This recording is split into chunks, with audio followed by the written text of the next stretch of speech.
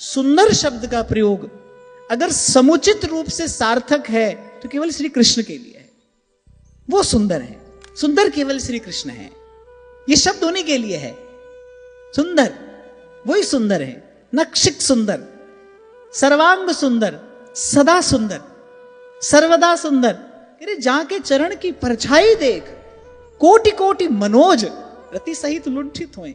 ऐसा रूप है श्री कृष्ण का। रसघन मोहन मूर्ति, विचित्र के लिए महोत्सव उल्लसितम।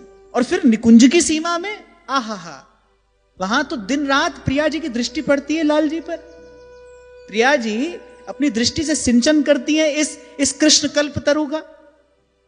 एक होता है एक वृक्ष को जल से सींचना, पर यहां तो इस कृष्ण कल्पतरु का सिंचन प्रिया जी की अमृत दृष्टि से हो रहा है।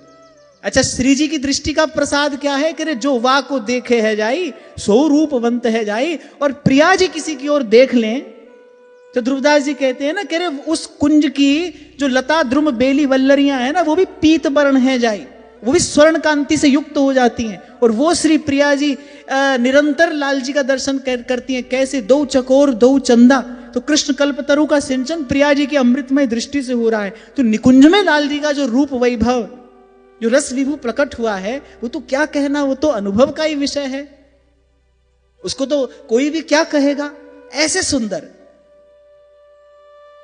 तो जैसे आपको 2 दिन पहले कहा ना, आप आज के बाद कभी ये नहीं कहना किसी से प्रेम करते हैं, ऐसे आज के बाद ये भी नहीं कहना हम सुंदर है या कोई और सुंदर है। कोई सुंदर नहीं है भाई, सुंदर तो श्री कृष्ण है, रूप तो श्री कृष्ण का है, केवल वो सुंदर है। सुंदर कहते ही मन में श्री कृष्ण आना चाहिए। अब हम तो सभी सुंदर बैठे हैं यहां पर, अपनी जान में हर कोई सुंदर है भाई, सुंदर ही समझता है अपने आप को। तभी मैं कह रहा हूं कि ये चर्चा श्रवण करके कम से कम जो व्यर्थ के बवाल हमने अपनी बुद्धि में पाल रखे हैं, कम से कम उससे तो मुक्त हो जाए। सुंदर केवल श्री कृष्ण है, ये शब्द उन्हीं के लिए है। सुंदर श्री कृष्ण के अतिरिक्त कहीं भी सुंदर शब्द का प्रयोग किया है तो वैसे औपचारिक प्रयोग होगा, अनुचित प्रयोग होगा। जैसे पुराण कहते हैं कि भगवान शब्द का प्रयोग केवल श्री कृष्ण के लिए ही उचित है, सार्थक है। कहीं और जो प्रयोग किया जाता है वो औपचारिक प्रयोग है। जैसे हम कह देते हैं प्रभु जी सुनिए, प्रभु जी करिए, तो ऐसे एक औपचारिक प्रयोग है। ऐसे ही सुंदर शब्द का प्रयोग अगर समुचित रूप से सार्थक है तो केवल श्री कृष्ण के लिए है। वो सुंदर है। देखो माई सुंदरता को सागर। अरे महाप्रभु कह रहे नेक देख लो, नेक कह रहे बस इसी से ही और अंतर में वो जो प्रेम का हिलोर है वो उमड़ने लगेगा। लाल की रूप माधुरी कह रही नैनन निरख नेक सखी। नेक आप चतुरासी और स्फुट वाणी में देखिए ये पद कहां आया है, सबसे अंत में। सब कहने के बाद फिर वहां प्रभु क्या कह रहे हैं कि लाल की रूप माधुरी नैनन निरख नेक सखी। क्यों? क्योंकि भाई प्रिया जी का सुख तो इसी में है ना।